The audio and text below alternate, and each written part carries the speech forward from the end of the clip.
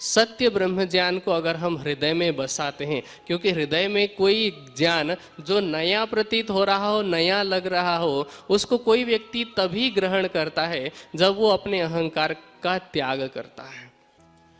अगर हमारे अंदर अहंकार भरा हुआ है तो हम क्या करते हैं कि हमारे पास तो पहले से ही ज्ञान है, हम जिस मत को मान रहे हैं हम उसी को मानते रहेंगे, चाहे असत्य लगे चाहे सत्य लगे, हम अपनी परंपरा का वहन ही करेंगे, हम सत्य को स्वीकार नहीं करेंगे, ये अहंकार कहता है। लेकिन जो व्यक्ति अपने अहम का त्याग कर देता है वो सत्य को स्वीकार करता है, और सत्य को स्वीकार करना ही धार्मिक व्यक्ति का लक्षण है। सत्य को स्वीकार करने में और असत्य का त्याग करने में प्रत्येक धार्मिक कहलाने वाले व्यक्ति को उद्यत रहना चाहिए। चाहे हिंदू हो, चाहे मुस्लिम हो, चाहे ईसाई हो, चाहे सिख हो, जैन हो, बौद्ध हो, यहूदी हो, कोई भी व्यक्ति ये नहीं कह सकता कि सत्य धर्म का लक्षण नहीं है।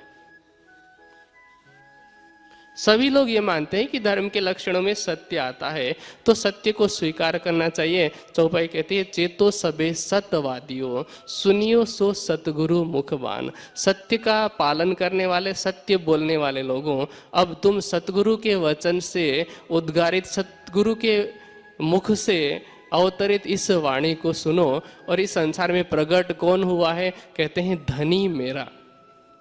जो भी अपने आप को ब्रह्म सृष्टि कहते हैं, जो भी अपने आप को परमात्मा की आह्लादिनी शक्ति अथवा आनंद अंग आनंद शक्ति कहते हैं, उनकी आत्मा का प्रियतम धनी, और जो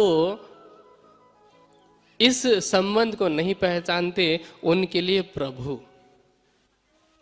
अर्थात ब्रह्म सृष्टि की आत्मा के प्रियतम और जीवों के प्रभु इस संसार में प्रकट हो चुके हैं, अवतरित नहीं हुए हैं। परमात्मा अवतार नहीं लेता है, वो प्रकट होता है, तो वो इस संसार में प्रकट हो चुके हैं, जाहिर हो चुके हैं, और उन्होंने ही वह ज्ञान दिया है जिसको हम ब्रह्म